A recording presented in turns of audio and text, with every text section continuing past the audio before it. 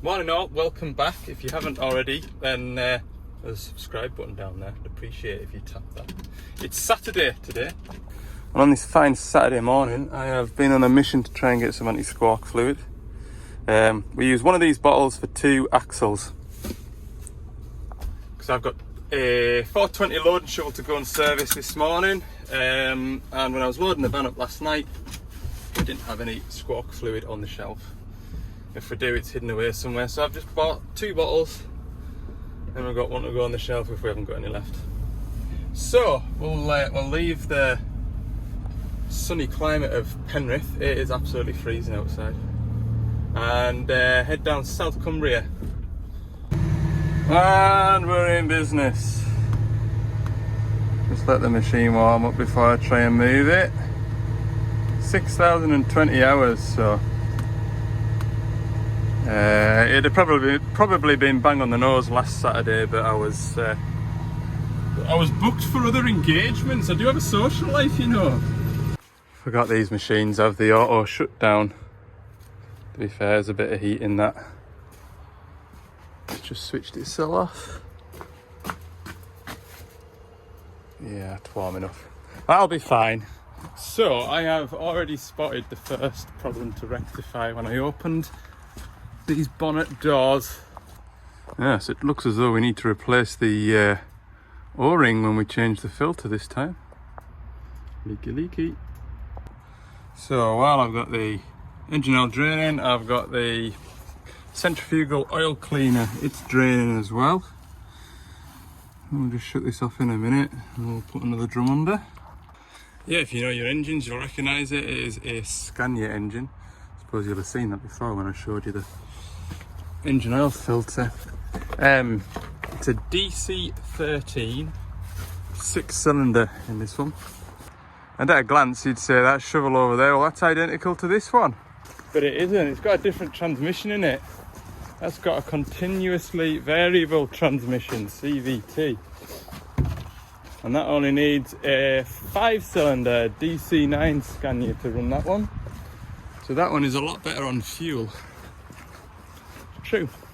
And if you can get away with the transmission and how it works, which a lot of people, after a couple of weeks on them, they get the hang of it. It's a bit like a hydrostatic feel to it. Just rev the foot pedal and go, rather than feather your brakes. And the operator of that machine over there tells me he hardly ever touches the brake pedal. Anyway, right, get another, we're going to get out of here 46 litres, I think. 48. I think. Can't remember. Yeah, 46. Right, engine oil filter's been replaced and I've done the seal. I'm just going to go and strip this down. This is the centrifugal oil cleaner. And then put this back in. I can start filling it with engine oil and start draining transmission. So centrifugal oil cleaner. I'll put this torch on here. Hang on. Maybe we can have a look at it a bit better. How this works is you've got 2 little holes here. Engine oil pressure spins this whole assembly around, and the oil gets thrown to the outside of this chamber under here, and all the carbon, all the black stuff, sticks to the outside of this chamber. And if I did my job correctly last time, which sometimes happens, you know, there should be a paper filter in here. Now there is an O-ring somewhere. Oh, I've got a horrible feeling this hasn't got a paper element. I did have a spell where the paper elements weren't in the service kits. Oh, this might just tip me over the edge. Hang on, I found it. There was one in there, and that's the paper element that you can change, and it's literally just a slice of cardboard, and that stops you having to scrape all this inner sleeve out with a screwdriver. It makes it much quicker to service, but it's still a bit of a fiddle like. There we go. So if you don't have a parts bath, I would highly recommend EGR cleaner in an aerosol form, and if you don't have an EGR cleaner, then about 2/3 of a can of brake cleaner. Brings it up a treat. Right, I just need to find it. There it is, right down at the bottom. Can you see it? So it is quite literally a piece of cardboard that you slot together like that. Put the shiny part, the inked side, to the outside with the arrows pointing down the way, and that slots into there like that. And we just rebuild it. So, all clean, ready to go back in the machine. Now it might seem like common sense to a lot of people, but it's worth pointing out that if you have stripped something down and refitted something that is designed to move or designed to spin, just make sure it does before you button everything down. That goes for anything really, you know, if you're rebuilding an engine at every interval, you want to make sure that engine is still turning over. So that way you know, if something locks up and goes tight, you've just got to repeat the step that you've just performed. And that goes onto there. And we are done on this side of the engine there. Oh, that's not the clearest picture, is it? I do apologise, I've probably got a oily thumbprint on my camera. Yeah, I find when I'm servicing loading shovels, having a couple of things going at the same time speeds the job up. So rather than finish everything in the engine and then go on to the transmission or an axle, have a transmission fluid draining while you're doing fuel filters, and have a, you know, engine oil filling while you're changing transmission filters, etc. And it just keeps everything moving forward at a quicker pace. So I'm draining the transmission oil just now. When I come back into here to take this pipe off, I'll grease that drive shaft. That saves us scurrying about under here as much. Just draining off the fuel filters. This is the same quarry. If you were watching my videos before Christmas, I drained the tank on a DX300 30-ton digger due to fuel contamination. Now these shovels haven't been any bother in that regard, but I've still taken a fuel sample, and in actual fact there is a floater in there. Can you see that black thing there? Look. So yeah, still got floaters. Okay, fuel filters are done and bled up. Transmission oil, how's that getting on? It's still dribbling out.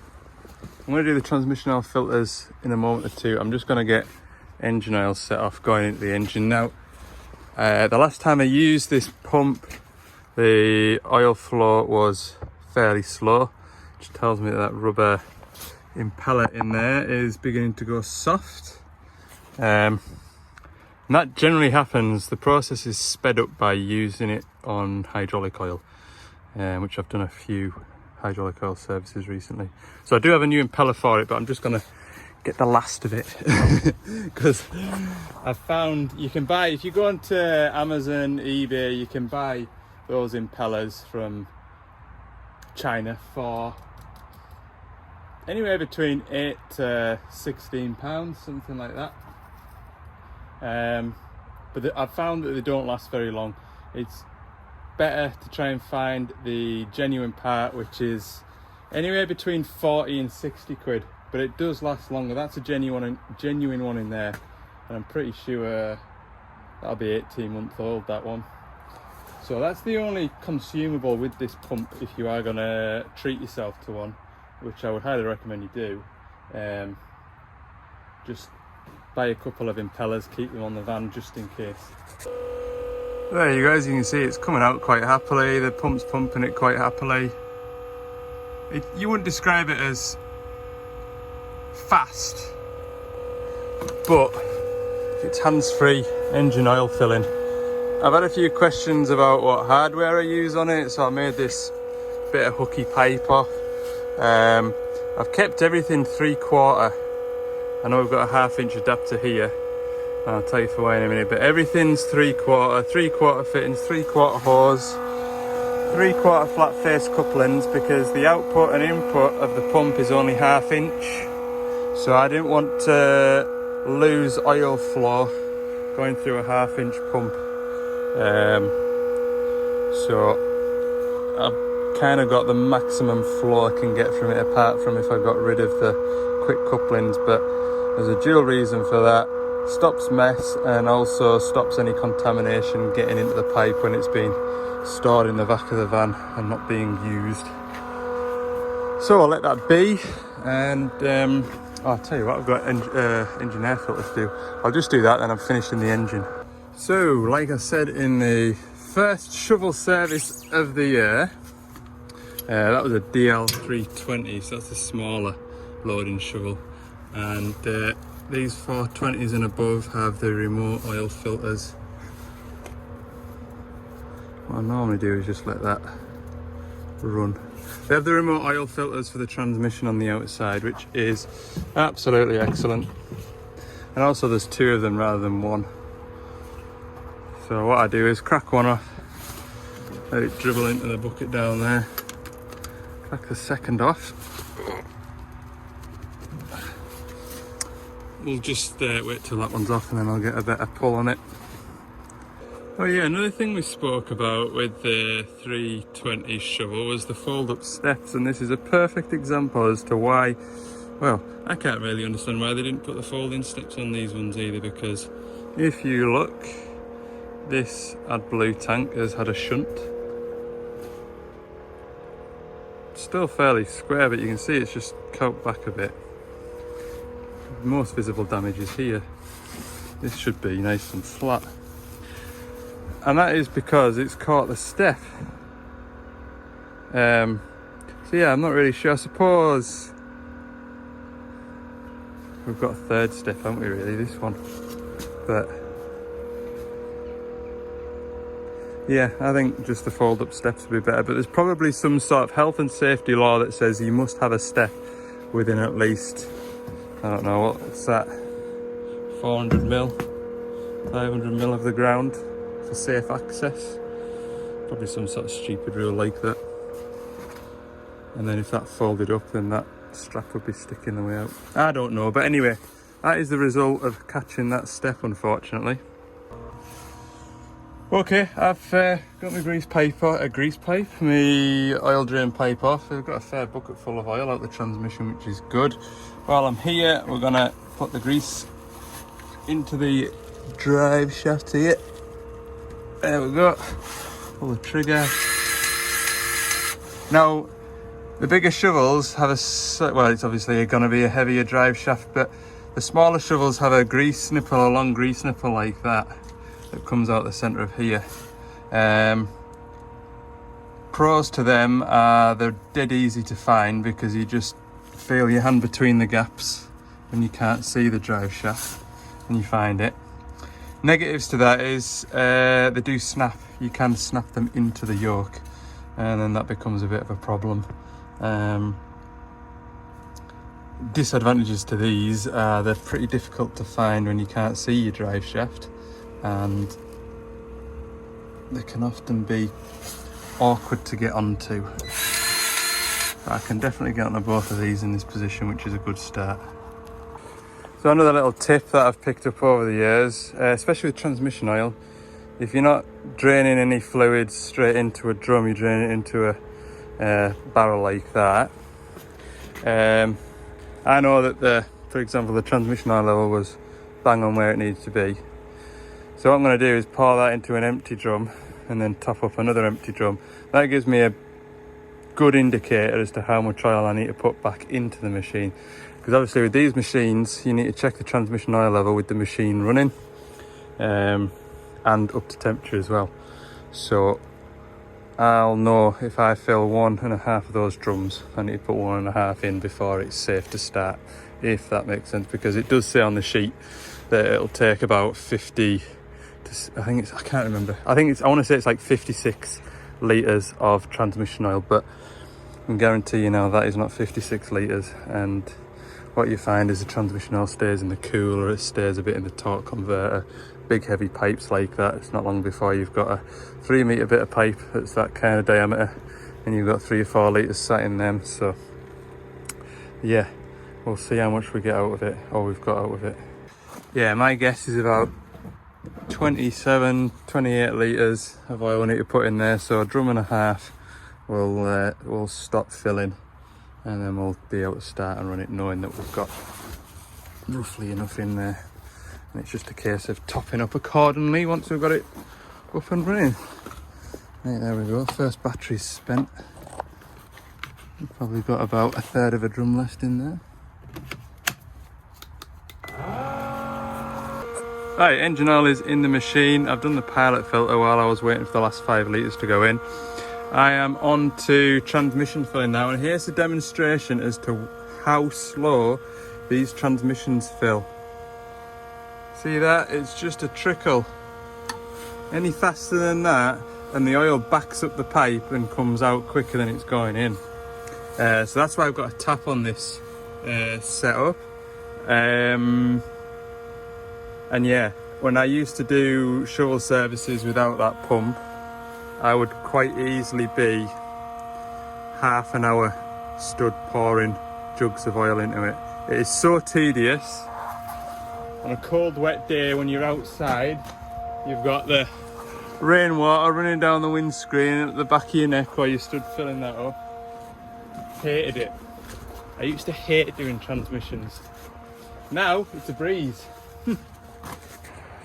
So we're going to replace these 2 hydraulic return filters. I've got an AdBlue filter to change, an interior cab filter which I'll do right at the end. That's all the filter's done. I feel like I'm getting on really well today. I don't know what time it is. I've left my works phone in the van because I don't want to speak to anybody today. Yeah, I feel like I'm getting on well. I haven't looked at the time, so we'll see. Just got axles to do as well, so we're doing all right. Right, that there is the AdBlue filter, which I have just replaced. Need that battery though, because as you can hear, my electric pumps give up. It is almost an impossibility to get a Milwaukee battery off by single hand. That little microphone looking thing is the AdBlue tank breather filter, and you can see how clogged it gets. That helps the AdBlue pump draw AdBlue out the tank. And we don't want to have an AdBlue pump to fit, do we? Because it's been forced, you know, it's been struggling to get what it's after, you know. So we replace that every 1,000 hours. And we're back underneath. Axle oil's coming out. Just doing this side hub. If anybody is servicing a shovel and they do see a bit of brass on these hubs here, that is completely normal. Or I've found anyway.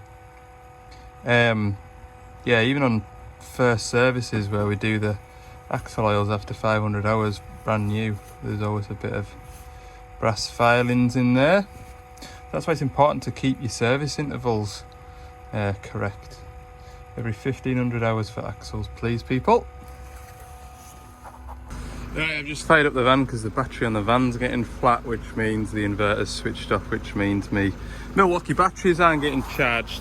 I was just seeing the time, 10 to 1, so I arrived here at, well, I started work on the machine at 10:30, so yeah, we're not getting on too bad.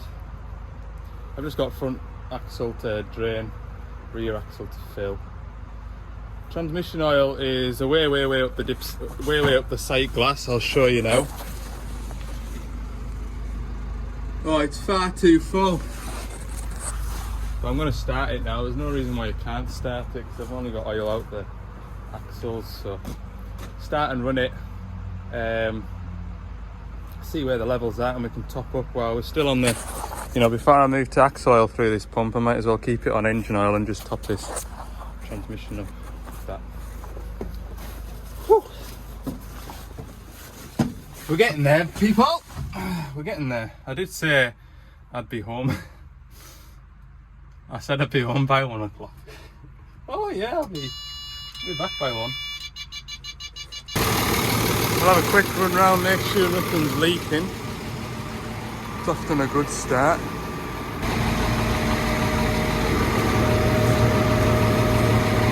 Good.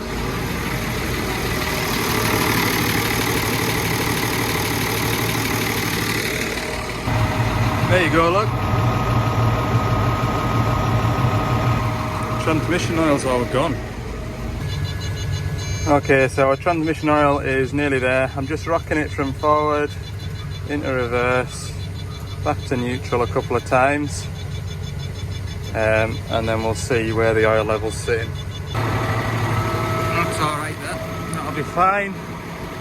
Okay, I'll switch it off and then I'll scurry back under there and put bungs back in and set this pump off, still in the back axle, while I drain off the front axle.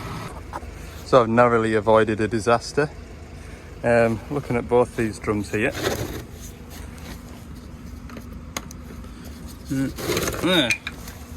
AgriShift GA12, that is what we use for the transmissions. Not the transmissions, sorry, the axles, with half a litre of anti-squawk fluid. So we put 40 litres into each axle. And just as I was about to pour my anti-squawk fluid in to this drum, I noticed this is Agri-Hyde 46 hydraulic oil. That would have been very, very bad. Pays to pay attention now. Not the end of the world, as long as that's the only hydraulic oil drum I've picked up. Because I've packed five GA12 drums. So fingers crossed. We have got 1, 2, 3 GA12s. Good. I always pack an extra of something. Look, I've literally only got about 2 litres left in this engine oil drum here. So I've packed an extra engine oil just in case, for whatever reason, you knock one over on a job like this on a Saturday. No one can run you through some extra stuff. Same with the axle oils. I've packed 5 when I know I'm only going to need 4. It's better to have more and take stuff back than it is to have a disaster like that, because if I'd have only packed 4, I would have definitely not had enough oil to fill both of these axles. And that would have ruined my Monday, because I would have had to have been down here first thing on Monday morning to top up the axle oil. I would have had to trail all the way down here for 15 minutes work. That would have really, really annoyed me. But I've used every last drop of that GA12. So normally you just need a tiny splash more for each axle. That's probably because I'm not as conservative, because I've always got a drum to just go into, whereas this time round I've been shaking every last drop out of each drum. So that's us all full on both axles. And with that, all that's left to do, go for a drive around the quarry, get the transmission hot, and calibrate it. 2:05 AEB calibration. Good. I'll let that do that. I'll finish putting the stuff away in the van. We'll be out of here. There we go, that's it locked. Yes. Home times, 2:10. 2:10. I'm very hungry. I did think I'd be finished an hour sooner than I am. And that is because I was running around after that additive, as well as 15-20 minutes or so waiting for keys. So I'll go and lock these up while I remember to. And yeah, Monday, we'll see you then. Monday morning, that new 27 won't start. Battery's completely dead, totally dead. So I'm gonna go and get a fresh one for them. Yes, that's good, isn't it? Cumbria Autos, never let you down. Where's this wagon going here? I'll go this way, mate. Ugh, it's busy in there, like. It is very busy. Right, new, old, let's put it in. It's a bit of a job getting it in here. Battery's sort of like underneath the radiator on a diagonal, and it was a bit of a fight, I must admit, getting the earth strap off. So yeah, we'll see how we do. Battery's on, it's not slid all the way in and bolted down. We'll just turn the isolator on and make sure the machine starts. That's the one. That is the one. Good. Right, we'll button it all back together now. Done. Past 9 now, so I'm an hour behind where I was wanting to be today now. I've got a bit of paperwork to do back at the workshop. That's the first job. And then we're going out west, Cumbria. A couple of little jobs and a slightly bigger job, but on paper it is just a little job. Alright. Right, so we're fitting this. That is a boom suspension accumulator. A DL4 20-7. Got my trusty step ladders. I've done a proper professional struggler and I've parked it in a puddle, but I've got a pallet to lie on. So this pipe here, that one there, we need to undo.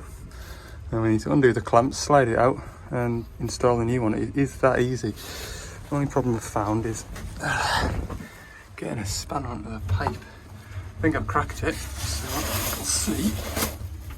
Yes, it is just about hand tight. Which is good. Right.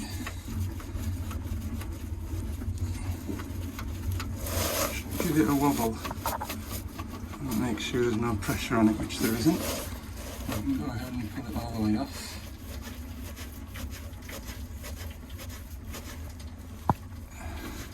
Not much for you to see, but I can't even see much. Right, there's the old one. So we'll put that fitting into the new one. And that is just a great big barrel full of oil. That's all that's doing at the minute.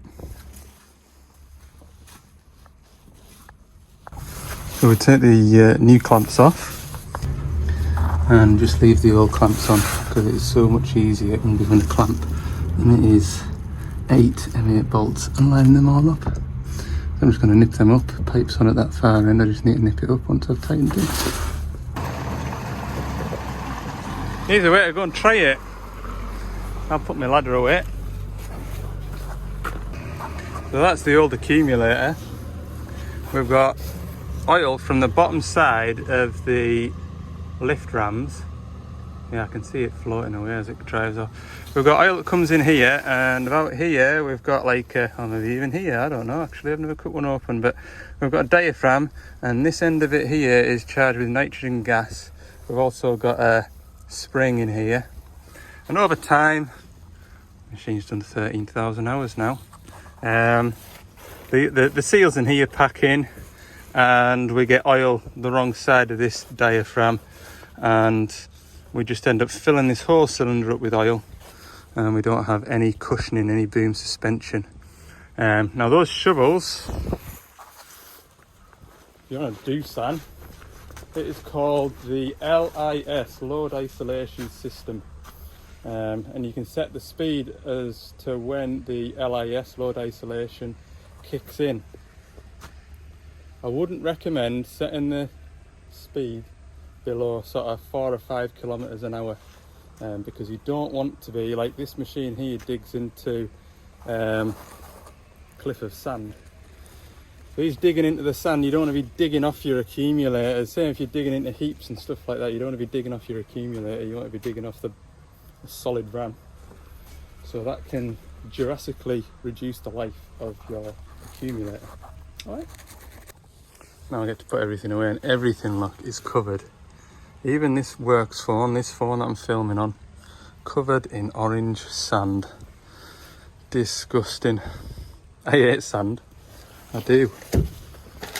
Go and ask my mum and dad. See, when I was at the beach, I was the kid at the beach.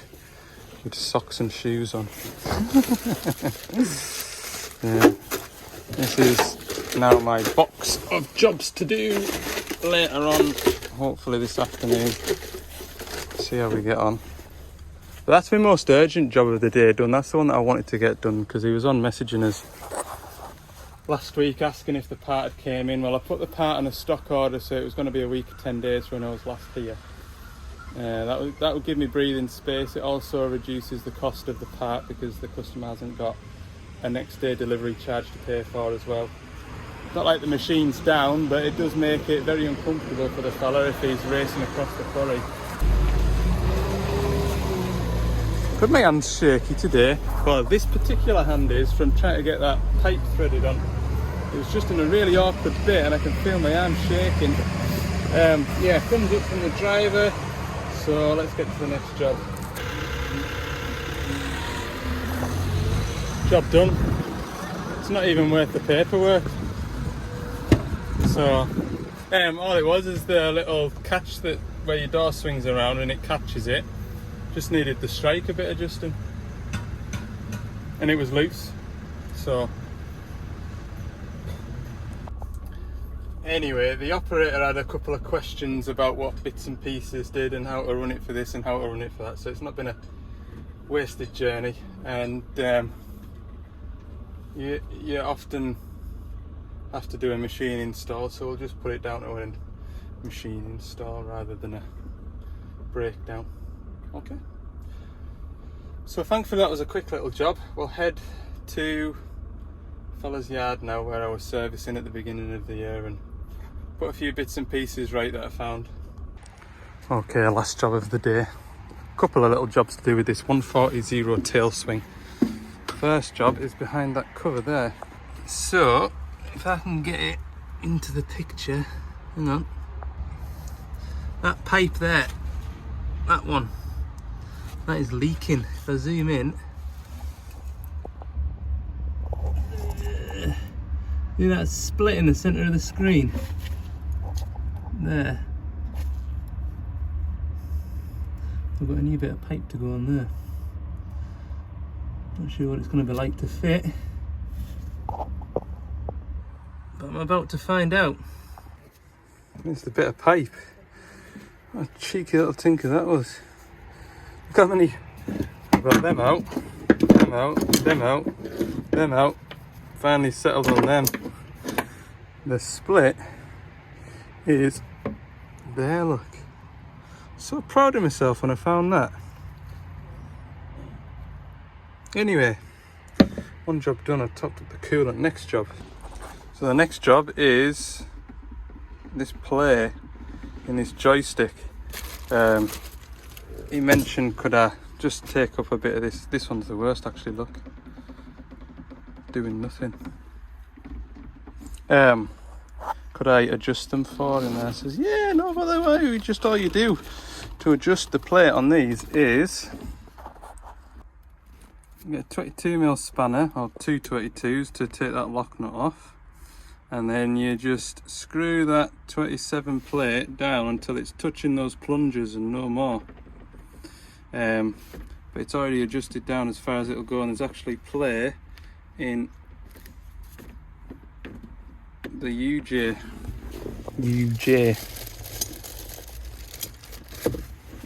one of these. Fair gunked up with grease, that's brand new that. So hopefully I don't have to do anything like disconnect these wires, and I can replace them without disconnecting joysticks, because it quickly becomes a pain in the backside, doesn't it? I've got both to do. I've got that removed.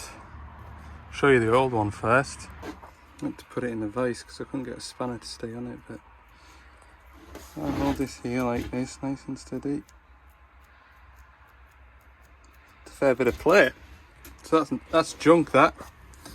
This is the plate that pushes down on the buttons. A little bit of indentation, but hopefully when we lock it all back off, it'll just be in a slightly fresh bit of metal. That's the goal. Right, that's one installed.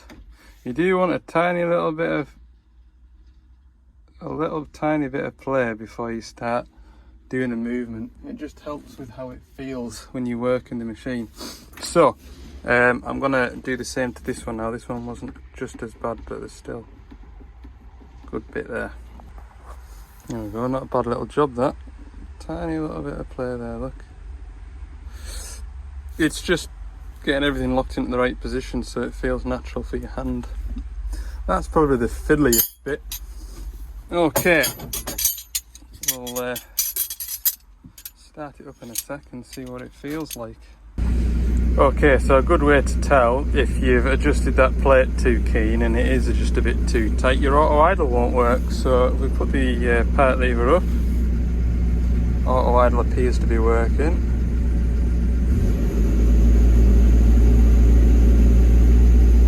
In, out, slew left, slew right. That is much better.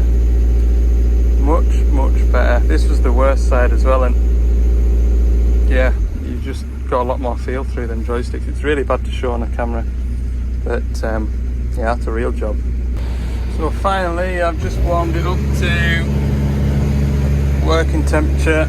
Make sure I've got heat through the vents because I've had coolant splashing all over the parish. Everything feels good that way. We'll just go and check the coolant level, and I've got a couple of cab filters to go in this. Woo! That went with a hiss. Coolant in there, but it just wants to splash more now, which kind of expected anyway. So I'll just go and grab my drum. There we go. I'll just have a quick nosy under the machine. I have spilt a bit of coolant, but I'll just make sure that there isn't anything pouring out. It should just be dripping if there is any coolant about, I hope. There's no dripping even. Oh, there is over there. Look down here. I think we're all right now. Right, I think that's that job done. Marvellous. Ow, that hurts. Quite heavy them doors, you know. So that's all the jobs done that I wanted to get done today, which is great news for me. Apart from that 55, but I'm organised to see that first thing tomorrow morning. I've also, in the next video, we're going to go and see a machine that I don't think I've seen before. And by that I mean a model of machine that I don't think I've seen before. I've seen it in pictures, I've done the online training, but yeah, I didn't even know it sold one. So look forward to that in the next video. Now, before you all disappear, on Saturday I was talking to the quarry manager there while I was servicing his shovel, and he obviously knows that I do a bit with social media and on YouTube and things like that, and he just asked me if I could share a GoFundMe page. So there'll be in the link down in the there'll be a link down in the description box, and it's entirely optional. Don't feel obliged to, but if you've got a couple of quid spare just to try and raise a bit of money for this family. So one of his mates unfortunately had been diagnosed with cancer with not very long left to live, and the reason why it touched me so much is because he's got two young kids that unfortunately he's not going to get to see grow up, and I've just gone onto the GoFundMe page there, and there's an update to his story, and unfortunately yesterday he died, leaving his two little girls behind, which is just really sad. They're trying to raise £20,000 for the family, and they're absolutely flying. They're up to 18.7. So they are smashing it. If you've got, a couple of quid spare, just go to the link in the description and just head them up to the £20,000. That'd be greatly appreciated. And I'm gonna, with the money that I make off this video, when it goes live, I'm gonna put so much of it into that GoFundMe page as well. So again, entirely optional. Okay then, it is 5:45. I'm gonna go home. I'm gonna have my tea and put this video that you're watching together, so hopefully it all knits together nicely. Thanks for watching anyway. If you haven't already, I would appreciate it if you hit the subscribe button. I know a lot of you have, and to be honest with you, a higher percentage of you have subscribed to my channel than others that haven't, so appreciate that. It shows a good strong following. And if you've enjoyed the video, click the like button too. That goes a long way with some sort of algorithm, or yeah. Anyway, see you all in the next one.